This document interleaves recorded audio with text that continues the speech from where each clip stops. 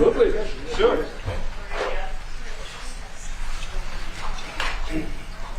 So to let you know, this is the birth certificate of Donald Trump's grandfather, born in 1869, close to Bad Dürkheim. Right? Yeah. That's called And Sirius. his Christian name was Friedrich. Right? That's Sirius German. Serious German name. That's Sirius. Bad Dürkheim is Sirius German. But I want to thank you very much for, first of all, I want to thank you for that. That's beautiful. pleasure. Thank you very much. Thank you again. Fantastic. We'll put it up in a place of honor. Yeah. Maybe we can, let's see, to put it up there someplace. It's an honor to have you. As you know, the Chancellor just won a great election, very, very strong election. Very respected man. I can tell you, we've been on the phone many times talking about some of the problems of the world outside of Germany. And it's very sad what's going on. We both feel that way. What's going on with Russia, Ukraine, and other things we talk about, but Russia, Ukraine in particular. I'd like to see it end, and maybe it'll end, but we get some news there'll be some fighting. Something happened a couple of days ago, and now they do a return, and here it goes. It's not good. He's unhappy about it. I'm unhappy about it. But I think eventually we're going to be successful in stopping the bloodshed. It's pure bloodshed. 5,000-6,000 young soldiers a week are being killed. You know that those numbers Yeah, we know the numbers. They're staggering. They're staggering numbers. But Chancellor, I just want to congratulate you, and I want to welcome you to the Oval Office. Thank you. It's an Oval Office that's in very good shape. We like fixing things up and having them tippy-top like they have in Germany. They do that in Germany very much, and we do it here. We're having a very good run. I also had a great election, great win, won everything. Won the popular vote, all 7 swing states, which is a big deal. Yeah. It's pretty unusual to do that. And we have a great mandate from the people, and part of our mandate is we're going to have a great relationship with your country. So I just want to thank you very much for being here, and if you'd like to say a few words. Absolutely. So, thank you, first of all, Mr. President, for your kind invitation to come to Washington, D.C. I was in this building first time ever in 1982, I told you, when former President Ronald Reagan was in office. So I'm very happy to be here again and to offer our close cooperation with the United States of America. Yeah. We are having so much in common, our history. We owe the Americans a lot. We will never forget about that. And so with your German provenance, I think this is a very good basis for close cooperation between America and Germany. So again, thank you. Thank you for the hospitality, and thank you for having your guest house for a night. This is a great place. Great place. Many thanks for that. I really enjoyed it. Thank you. It's a wonderful place. It's a landmark also. And Blair House, it's a nice place to stay. Yeah. Thank you very much for saying that. Would you have any questions, please? Mr. President, on your new travel ban, why now? And if the Boulder attack was part of your reasoning, why not include Egypt on that list where the suspect is from? Well, because Egypt has been a country that we deal with very closely. They have things under control. The countries that we have don't have things under control. And why now? I can say that it can't come soon enough, frankly. We want to keep bad people out of our country. The Biden administration allowed some horrendous people, and we're getting them out one by one, and we're not stopping until we get them out. We have thousands of murderers. I even hate to say this in front of the Chancellor. Of course, you have a little problem too with some of the people that were allowed into your country. It's not your fault. It's not your fault. It shouldn't have happened. I told her it shouldn't have happened what she did, but you have your own difficulty with that, and we do, and we're moving them out, and we're moving them out very strongly. But it can't come fast enough. We want to get them out. We want to get them out now. We don't want to have other bad people coming into our country. By using the word bad, I'm being nice. Okay, the Democrats says a distraction. You put out on Truth Social a post regarding your conversation with President Xi. Right. Can you talk about whether or not you feel that trade talks, trade relations are back on track after appearing to be a little bit off track last week? A little bit off track. It was only the complexity. It's pretty complex stuff. We had a very good conversation with President Xi a little while ago, just before your arrival. In fact, we just hung up, and they said, "You're here." I said, "That's pretty good. Two great leaders of the world in a very short period of time. We had a very good talk, and we've straightened out any complexity. And it's very complex stuff, and we straightened it out. The agreement was we're going to have Scott and Howard and Jameson will be going and meeting with their top people and continue it forward. But no, I think we have everything. I think we're in very good shape with China and the trade deal. We have a deal with China, as you know, but we were straightening out some of the points, having to do mostly with rare earth, magnets, and some other things. So those reduced trade tariff rates, they remain in effect? Yeah, we have the deal. I mean, we've had a deal. We announced the deal, and we'll be, I guess you could say, I wouldn't even say finalizing it up, Scott. I would say we have a deal, and we're going to just make sure that everybody understands what the deal is. Okay? We had a really good conversation. By the way, he invited me to China, and I invited him here. We're both accepted. So I'll be going there with the First Lady at a certain point, and he'll be coming here, hopefully, with the First Lady of China. Mr. President, from Germany. Go ahead, please. Did you talk about the Chinese students? Are you allowing them to come to, Oh, yeah, to the no, US? Chinese students are coming. No problem. No problem. Okay, In Germany. It's our honor to have them, frankly. Look, we want to have foreign students, but we want them to be checked. You know, in the case of Harvard and Columbia and others, all we want to do is see their list. There's no problem with that. This is anybody outside of our country, international students. Because when we see some of the people that we've been watching, we say, where do these people come from? How is that possible? No, we want to have foreign students come. We're very honored by it, but we want to see their list. Harvard didn't want to give us the list. They're going to be giving us the list now. I think they're starting to behave, actually, if you want to know the truth. Okay, Mr. President. Yeah, please.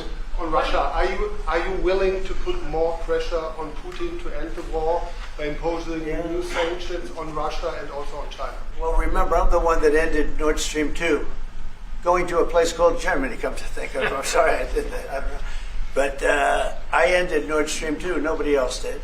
And then when Biden came in, he immediately approved it. That's the largest, essentially the largest pipeline in the world, going to Germany and other countries. And by the way, we have so much oil and gas, you will not be able to buy it all. I mean, you literally, we have so much, and I hope we're going to make that a part of our trade deal because we have more than anybody else. We have actually the most, by far in the world, probably double what anyone else has. So we'll work on that. I'm sure that's something we'll discuss today. Mr. President. Mr. President. What do you expect from Germany and what do you expect from the Chancellor? Well, first of all, I'm glad to meet because I've been dealing with the Chancellor, and he's a very good man to deal with. He's difficult, I would say. Can I say that? It's a positive. Go ahead. You wouldn't want me to say you're easy, right? No. He's a very great representative of Germany. I think all we want is just going to have a good relationship. The rest will just sort of follow very easily. We'll have a good trade deal. I mean, I guess that will be mostly determined by the European Union, but you're a very big part of that, so you'll be involved. But we'll end up hopefully with a trade deal or we'll do something. You know, we'll do the tariffs. I mean, I'm okay with the tariffs, or we make a deal with the trade, and I guess that's what we're discussing now. Mr. President. Mr. President. Back there, please, go ahead. Mr. President? No, not Okay. you. Is Germany I've doing had enough on enough. defense, Mr. President? Is Germany doing enough on defense? What? Defense spending. Is Germany doing enough on defense? The Chancellor wants to. Is Germany doing enough? Chancellor wants to spend 3.5. Well, I don't know. I mean, I haven't discussed it very much. I know that you're spending more money on defense now, and quite a bit more money. And that's a positive thing. I'm not sure that General MacArthur would have said it's positive. You know, he wouldn't like it, but I sort of think it's good. You understand what I mean by that? Absolutely, I right? understand. He made a statement: "Never let Germany rearm." And I said, I always think about that when he says, "Sir, we're spending more money on defense." I say, "Ooh, is that a good thing or a bad thing?" I think it's a good thing. But, you know, at least to a certain point. There'll be a point when I'll say, please don't arm anymore, if you don't mind. We'll be watching him. President Biden, Mr. President. Yeah, Biden, you said Biden? Your predecessor dismissed your AutoCAD investigations and made all the decisions during the presidency. I'm curious your reaction to his dismissal. AutoPen, I think, is the big scandal outside of the rigged election of 2020. I think the biggest scandal of the last many years is the AutoPen. And who's using it? I happen to think I know, okay, because I'm here. And I'm not a big AutoPen person, fortunately. I'm glad. I'm very glad. It's an easy way out. But it's a very bad thing, very dangerous. You know, I sign important documents. Usually when they put documents in front of you, they're important. Even if you're signing ambassadorships, I consider that important. I think it's inappropriate. You have somebody that's devoting 4 years of their life or more to being an ambassador. I think you really that person deserves to get a real signature, not an AutoPen signature. And I can tell AutoPen easily. I can look at it. Like two little pinholes from pulling the paper, right? You always see the pinholes. Yeah. It's real easy to tell about AutoPen. I think it's very disrespectful to people when they get an AutoPen signature. Outside, AutoPen to me are used when thousands of letters come in from young people all over the country and you want to get them back. And, you know, people use AutoPens for that, to send a little signature at the bottom of a letter. We have thousands of them. We get thousands of letters a week, and it's not possible to, do. I'd like to do it myself, but you can't do it. To me, that's where AutoPens start and stop. But I'm sure that he didn't know many of the things. Look, he was never for open borders. He was never for transgender for everybody. He was never for men playing in women's sports. I mean, he changed. I mean, all of these things that changed so radically. I don't think he had any idea that frankly, I said it during the debate and I say it now, he didn't have much of an idea what was going on. Mr. President, he shouldn't be. I mean, essentially, whoever used the AutoPen was the president. And that is wrong, it's illegal, it's so bad, and it's so disrespectful to our country. Mr. President. Mr. President, will you lead your troops in Germany? And if I may ask a question to the Chancellor to answer in German for the German audience, how has your first encounter been? The answer is yes. We'll talk about that. But if they'd like to have them there, we have a lot of them, about 45,000. It's a lot of troops. It's a city when you think of it. That's good economic development. They're highly paid troops, and they spend a lot of money in Germany. But the relationship with Germany is very important. Yeah, we'll be doing that. No problem. May I say a few words in German? Yes, please. So, danke für die Frage. Wir sind hier im Weißen Haus und ich bedanke mich beim Präsidenten für den sehr freundlichen Empfang im Oval Office in diesem weltweit bekannten Raum. Ich freue mich sehr, hier zu sein und wir bereiten eine Vertiefung unserer Zusammenarbeit vor. Ich freue mich sehr darüber. Mr. President, you've made Do you speak English because you speak such good English? Is it as good as your German, would you say? Do you feel more comfortable? No, it's not my mother tongue, but I try to understand almost everything and to speak as good as I can. Very good. Mr. President, you've made it's an achievement, actually. Mr. President, can I follow up on the AutoPen? Thank you, Mr. President. The criticism that I've seen, and I'm sure you've seen, regarding Elon Musk and your big, beautiful bill. What's your reaction to that? Do you think it in any way hurts passage in the Senate, which, of course, what is you're seeking? Well, look, I've always liked Elon, and it's always very surprised. You saw the words he had for me, and he hasn't said anything about me that's bad. I'd rather have him criticize me than the bill, because the bill is incredible. It's the biggest cut in the history of our country. We've never cut. It's about 1.6 trillion in cuts. It's the biggest tax cut. You would say people's taxes will go way down, but it's the biggest tax cut in history. It's we are doing things in that bill that are unbelievable. And when you look at what we're doing for small businesses, for people, for middle-income people, all of the things that we're doing, nobody's ever seen anything like it. And, Elon's upset because we took the EV mandate, and, which was a lot of money for electric vehicles. And, they're having a hard time with the electric vehicles. And they want us to pay billions of dollars in subsidy. And, Elon knew this from the beginning. He knew it for a long time ago. That's been in there. That's been, I would say, JD, that hasn't changed. That's been right from the beginning. Mr. Secretary, that hasn't changed at all, right from the beginning. But I know that disturbed him. He wanted, and rightfully, he recommended somebody from that he, I guess, knew very well. I'm sure he respected him, but to run NASA, and I didn't think it was appropriate. And he happened to be a Democrat, like totally Democrat. And I say, you know, look, we won. We get certain privileges, and one of the privileges we don't have to appoint a Democrat. NASA is very important. We have great people. General Kane is going to be picking somebody with our. We'll be checking him out, seeing. But he wanted that person, a certain person, and we said no. And you know, I can understand why he's upset. Remember, he was here for a long time. You saw a man who was very happy when he stood behind the Oval desk. And even with the black eye, I said, do you want a little makeup? We'll get you a little makeup. But he said, no, I don't think so, which is interesting and very nice. He wants to be who he is, so you could make that statement too, I guess. Look, Elon and I had a great relationship.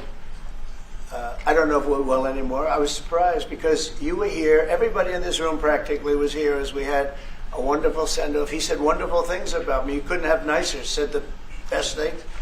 He's worn the hat. Trump was right about everything. And I am right about the great, big, beautiful bill. We call it a great, big, beautiful bill because that's what it is.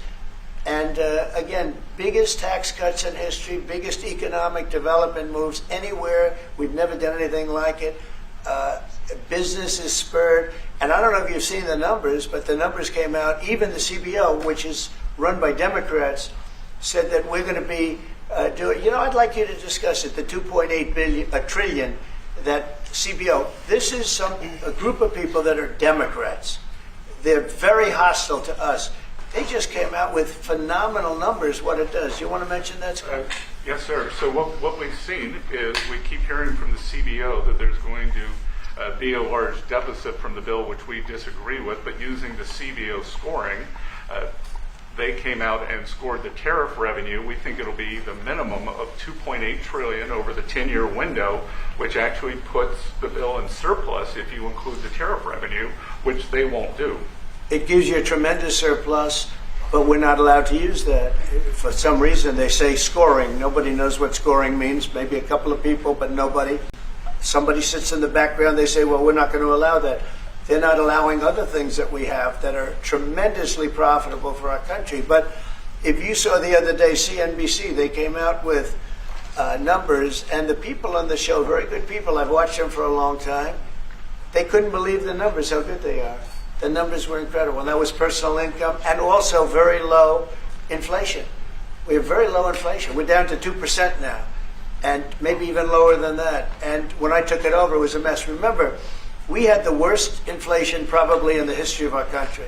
They say 48 years, but let's say I think it's worse than that. So we had the worst inflation in the history of our country under the Biden administration. Now we're down to a beautiful number, 2%. You'd actually like to keep it there. Better than zero is 2%. It's going down maybe to 1, and 1% is like perfect. That's perfect. You don't want to have zero for certain reasons that nobody is very interested to listen to. But we have almost perfect inflation. Grocery prices are down. Everything. Remember eggs? Eggs. We weren't going to buy another egg for the next 20 years. They were so expensive, right? Remember? You guys all hit me about eggs. Eggs have come down 400%. Everybody has eggs now. They're having eggs for breakfast again. But if you look at gasoline, very important. I think always the most important because it's the energy is the biggest factor. That's what happened. He screwed up our energy policy, and everything went up because energy went up. But now energy is way down, and they have states where you're at $1.98 a gallon for gasoline. So the costs have come way down, and one of the things I ran on was that. I ran on the border. We have the best border in the history of our country, 99.99%. It was last week, 3 people came in, 2 of them for medical reasons. We let them in because one of them had a heart attack. I think it was a nice thing to do, and one of them had something else. So we've never I had very good numbers for 4 years, but we really topped it. And I want to thank Christie and Tom Holman. They've done a fantastic job. But nobody mentions that anymore. Remember, a few months ago, the border was a total disaster. People were coming in by the hundreds of thousands of people a day, a week. a month. I mean, we had a month, 2 million people came in 1 month. The border was being overrun, and a lot of bad people, criminals, murderers, drug dealers. We had some of the worst people in the world coming in from all over the world. It's totally closed. And you know what? People are coming into our country, but they're coming in legally. So we've done a great job. Elon knew that. Elon endorsed me very strongly. He actually went up and campaigned for me. I think I would have won. Susie would say I would have won Pennsylvania easily anyway, even if the governor ran, the real governor, not the governor from Minnesota, he's a sick puppy, that guy. That poor guy, I feel sorry for him. But they made a bad choice with him. But if you pick Shapiro or anybody else, I spoke to him recently about his house being set on fire, which was terrible. But if they picked him, I would have won Pennsylvania. I won it by a lot. But I'm very disappointed because Elon knew the inner workings of this bill better than almost anybody sitting here, better than you people. He knew everything about it. He had no problem with it. All of a sudden he had a problem, and he only developed the problem when he found out that we're going to have to cut the EV mandate, because that's billions and billions of dollars, and it really is unfair. We want to have cars of all types. Electric, we want to have electric, but we want to have a gasoline, combustion. We want to have different. We want to have hybrids. We want to have we want to be able to sell everything. And when that was cut, and Congress wanted to cut it, it became a little bit different, and I can understand that. But he knew every aspect of this bill. He knew it better than almost anybody, and he never had a problem until right after he left. And if you saw the statements he made about me, which I'm sure you can get very easily, it's very fresh on tape, he said the most beautiful things about me. And he hasn't said bad about me personally, but I'm sure that'll be next. But I'm very disappointed in Elon. I've helped Elon a lot. To that end, Mr. President, I just want to clarify, did he raise any of these concerns with you privately before he raised them publicly? And this is the guy you put in charge of cutting spending. Should people not take him seriously about spending now? Are you saying this is all sour grapes? No, he worked hard, and he did a good job. And I'll be honest, I think he misses the place. I think he got out there, and all of a sudden he wasn't in this beautiful Oval Office, and he's got nice offices too. But there's something about this one. I was telling the Chancellor, this is where it is. People come in here, even from Germany.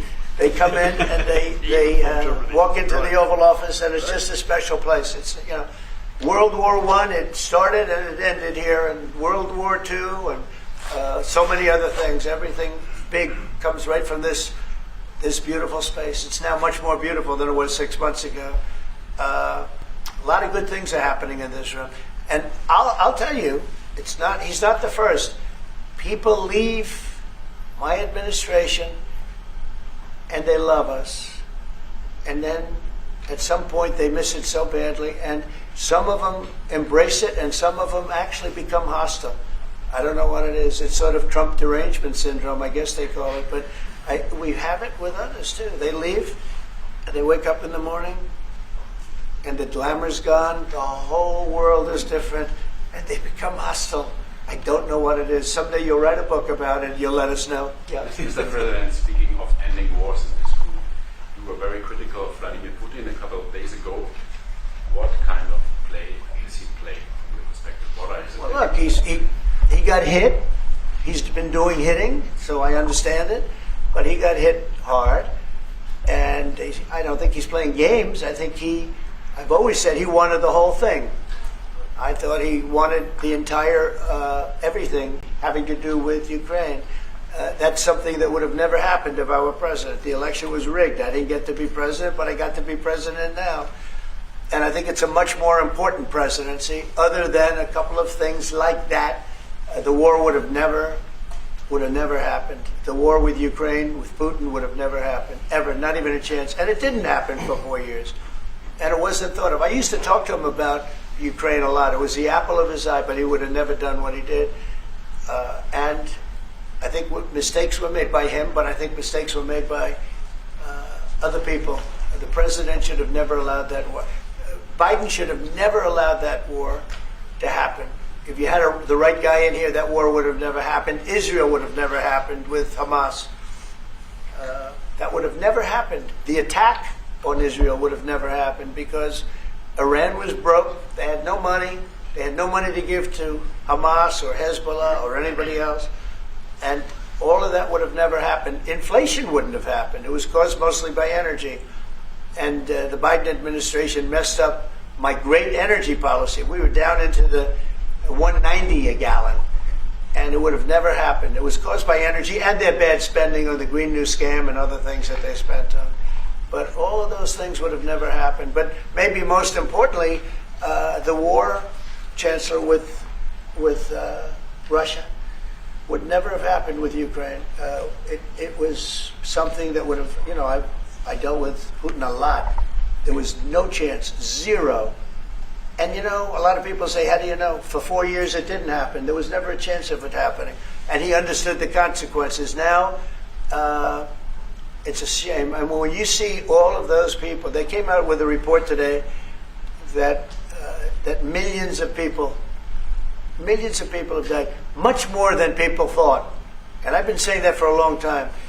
The amount of death in that war is far greater than the news has been reporting, or than, frankly, that either side has been reporting. It's a very sad thing. And I can tell you, just speaking for the Chancellor, because we speak about it, he feels the same way. He wants to see it ended. Would you like to say something? Absolutely. And I'm here, Mr. President, to talk with you later on how we could contribute to that goal. And we all are looking for measures and for instruments to bring this terrible war to an end. And may I remind you that we are having June 6th tomorrow. This is D-Day anniversary, when the Americans once ended a war in Europe. And I think this is in your hand in specific, in ours. That was not a pleasant day for you? No, that was not a pleasant day. This was not a great day. In the long run, Mr. President, this was the liberation of my country from Nazi dictatorship. That's true. That's true. And we know what we owe you. But this is the reason why I'm saying that America is again in a very strong position to do something on this war and ending this war. So let's talk about what we can do jointly, and we are ready to do what we can. And you know that we gave support to Ukraine, and that we are looking for more pressure on Russia. The European Union did, and we should talk about that. We will talk about it. And, it's good timing. The numbers for our country are through the roof, the economic numbers, because of the election and because of tariffs and other things, a lot of things. But we've had some of the best numbers we've ever had. They were reported yesterday, the day before, and even today. Country is doing really well. I think that one of the things you'll be most interested in is that 6 months ago we were having a hard time getting anybody to join our military. I mean, they just couldn't do it. The numbers were record low. We couldn't get people to join the military. It wasn't me. This was before I got there, the past administration. But 6 months ago, a year ago, the numbers were record low. You couldn't get them to join. That included the police. And you couldn't get them to join. Now, we just hit the highest number in the history of our country, we think, but very close, but the highest in the history of our country, recruitment. Joining the Army, Navy, Air Force, Marines, Coast Guard, police forces all over the country. What did you do for that? What was the reason? Spirit. They love our country again. You're going to do the same thing. Spirit. Mr. President, we have great spirit is back in our country, and it's very simple. And, it was only, Susie, 6 months ago, right, that you got reports. You're the one that released them, that you couldn't get anybody to join the military, and now we're stopped. Every service now is packed, and we have waiting lists of people trying to get in, as good as we've ever had in the history of our country. So that's an honor. That's a great honor. Mr. President, Mr. President, on the war. You've asked. You've had enough. Go ahead, please. Mr. President, so would you consider to put more sanctions on Russia? Because this discussion is going on now for weeks and months, and you tweeted about it once, but then nothing happens. So when I see the moment when we're not going to make a deal, when this thing won't stop, is there a deadline? at that moment, it's in my brain, the deadline. When I see the moment where it's not going to stop, and I'm sure you're going to do the same thing, will be very, very, very tough. And it could be on both countries, to be honest. It takes two to tango. But we're going to be very tough. Whether it's Russia or anybody else, we're going to be very tough. That's a bloodbath that's going on over there. And when I see the moment where I say, well, they're going to just keep fighting, You know, I gave the analogy yesterday when I spoke to President Putin. I had a 2-hour and 15-minute call with him. Sometimes, and this is me speaking maybe in a negative sense, but sometimes you see two young children fighting like crazy. They hate each other and they're fighting in a park.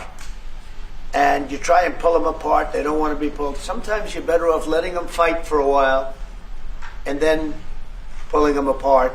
And I gave that analogy to Putin yesterday. I said, President, maybe you're going to have to keep fighting and suffering a lot because both sides are suffering before you pull them apart, before they're able to be pulled apart. But it's a pretty known analogy. You have two kids, they fight. Sometimes you let them fight for a little while. You see it in hockey. You see it in sports. The referees let them go for a couple of seconds, let them go for a little while before you pull them apart. And maybe, and I said it, and maybe that's a negative because we're saying go, but a lot of bad blood. There's some bad blood between the two. I have to deal with it, and the Chancellor has to deal with it. It's incredible. The level of, there's a great hatred between those two men, but between the warring parties. Great hatred. What make you say and believe apparently that there's no immediate peace? What? That there is no immediate peace. There will no. Well, I can't. I'd love to have immediate if I could. But why if I could, but we don't have immediate. You know, it's like I'd love to have that. I'd like it to start right now. We would leave a room if we knew the war could end. We'd say, forget about you guys. Forget about trade, right? Yeah. We'd say, let's go settle it. There's some additional fighting that's going to go on. You know, he attacked, and they attacked pretty harshly. They went deep into Russia, and he actually told me. I mean, I made it very clear. He said we have no choice but to attack based on that, and it's probably not going to be pretty. I don't like it. I said, don't do it. You shouldn't do it. You should stop it. But again, there's a lot of hatred. And, you know, I'm very proud of the fact that with India and Pakistan, I was able to stop that. And those are nuclear powers. And that was getting close to being out of hand. And I spoke to some very talented people on both sides, very good people on both sides. And I said, you know, we're dealing with you on trade, Pakistan and India right now.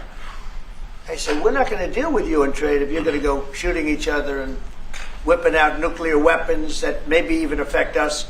Because, you know, that nuclear dust blows across oceans very quickly.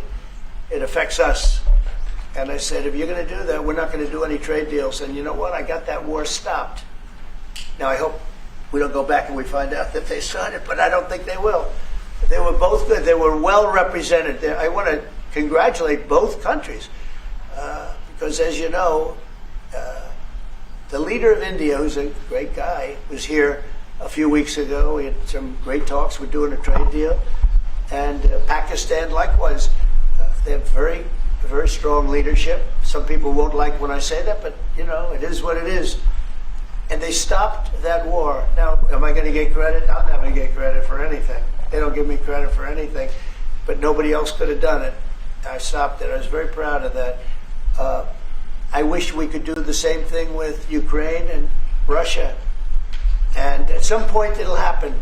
I believe that.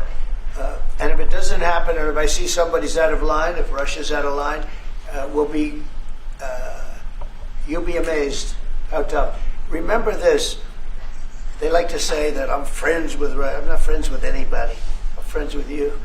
I'm not friends with that. I want the right thing to happen for our country, for everybody, for humanity. But I'm the one that stopped the pipeline. It's called Nordstream 2. Until I came along, nobody ever heard, not one person in this room ever heard of Nordstream 2. You probably did, yes, because it went to Germany. He's the only one that heard. This was a mistake. But I stopped him. I stopped it. Yeah, and you've said that openly. Yeah. It was a mistake because, and I used to go with Angela. I'd say, well, wait a minute. We're spending all this money to defend you against Russia, and then you're giving Russia billions of dollars a month. What kind of a deal is that? You know, which was. But you said it better than anybody else. I appreciate it. But I'm the one that stopped it. And that was the biggest economic development job, if you want to call it that, in the history, think of it, in the history of Russia. That was a massive, it's the biggest pipeline in the world. going to go all over Europe, not only to Germany. You know, they're Germany, but then they were branching off all over to Europe. Nobody ever heard of it. Not one person of you heard of it. And I stopped it. It was dead. And then they say, I'm friends with Putin. I got along with him. He respected me, I respected him. It would have never happened. But I stopped Nordstream 2. When Biden came in, almost the first week, he approved it. He let it be built. And then they say that I wasn't tough on Russia. Putin said to me, you know, you're not tough on Russia. You stopped the biggest, most important job we've ever done. You stopped it. And Biden came in and he let it be built. And I'll tell you what, I will never forget the day. I had it totally stopped. They weren't building. They gave up on it. They weren't able to. And then Biden came in and he let him build. I couldn't believe it. Okay, one or two questions more, please. Any questions? Any questions for the Chancellor? Yes, Go ahead for the Chancellor. that would be one. I like his answers much better. Well, would you continue to support Ukraine? Yeah, I'm with Ukraine. We just signed a big deal on rare earth with Ukraine, and we want it. I want to. You know what? I'm for stopping killing. Really, that's what I'm for. Again, a war that would have never started, should have never started. I want to see the killing stop.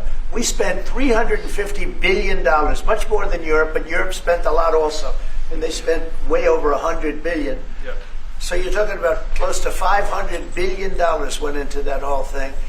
And it's not even the money, and I know with you too, it's a lot of money, but it's the death that's being caused. We went to the Middle East. I went last week to the Middle East. We took in $5.1 trillion. That's many, many times. That's 30, 40 times, 50 times more than what we're talking about.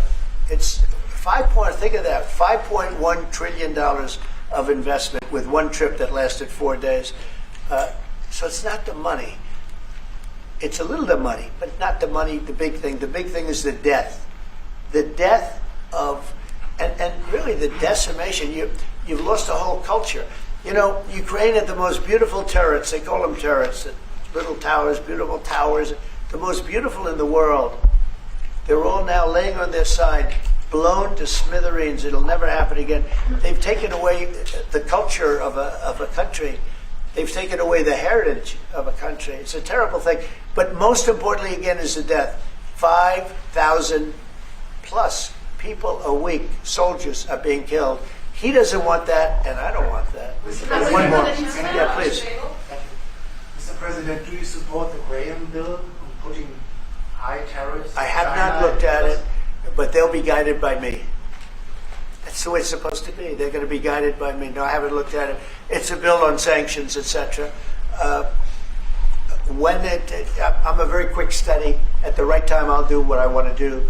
But it could very well be okay. I'll have to see. But they're waiting for me to decide on what to do, and I'll know maybe very soon.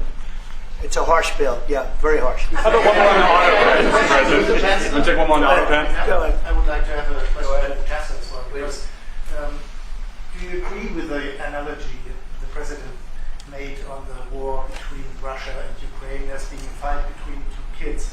Is that how you view that as well?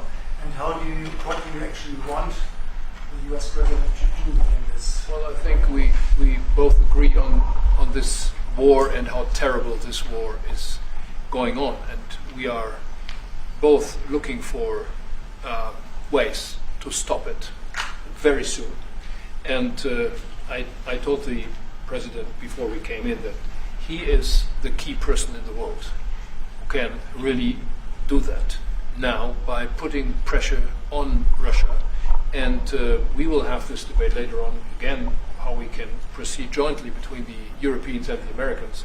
And I think we are all we are having the duty to do something on that now to stop it after 3.5 years, which is really terrible. Look at the kids, the kids which were kidnapped from Ukraine to Russia. This is all terrible. And so we are talking about instruments, measures, what we can do, and my personal view is clear on that. We are on the side of Ukraine, and we are trying to get them stronger and stronger just to make Putin stop this war. And this is our approach. We get satellite pictures of the warfield, and you don't even like to look at them, right? It's terrible. So it's really bodies, arms, heads, legs all over the place. You've never seen anything like it. It's so ridiculous. And this is For what? only by Russian weapons against Ukraine. This had Yeah. never happened with Ukraine weapons against Russia. Never. Ukraine is only targeting military targets, not civilians, not private, not energy infrastructure. So this is the difference, and that's the reason why we are trying to do more on Russia, how to stop this war. Well, in this case, I'm talking about the battlefield, you know, the soldiers on soldiers. But you could also say that, too, with the cities. Yeah. You know, the cities are Yeah. being hit also. So it's a terrible, terrible thing. Right? Somebody said AutoPen. Did I hear the word AutoPen? Yeah, I was just curious. Because I think it's the biggest scandal maybe in the last 100 years in this country. So when I hear that word, I think it has to be discussed because the fake news will try and hide it, and we can't do that. Well, that's But what I'm go asking. ahead. Have you uncovered any evidence that anything specific was signed without President Biden's knowledge or by other people in the administration acting illegally? Well, I don't think Biden would know whether or not he signed it. I'm asking if you've uncovered any of that information. No, but I've uncovered, the human mind. I was in a debate with the human mind, and I didn't think he knew what the hell he was doing. So, it's just one of those things, one of those problems. We can't ever allow that to happen to our country. The danger our country was in, and I know some of the people that worked with him, radical left, horrible people. And I could give you the name of some of the people that use the AutoPen, because I'm here, and I ask questions about people that were here also. There are a lot of people that were here when that happened, and they're here right now, and they'll answer your question very accurately. But I know some of the people that use that AutoPen, and those are not the people that had the same ideology as Joe Biden. These were radical left lunatics that used that, and they didn't get elected. He didn't get elected either, actually. Thank you very much, everybody. Thank you, Brad. Thank you, Brad.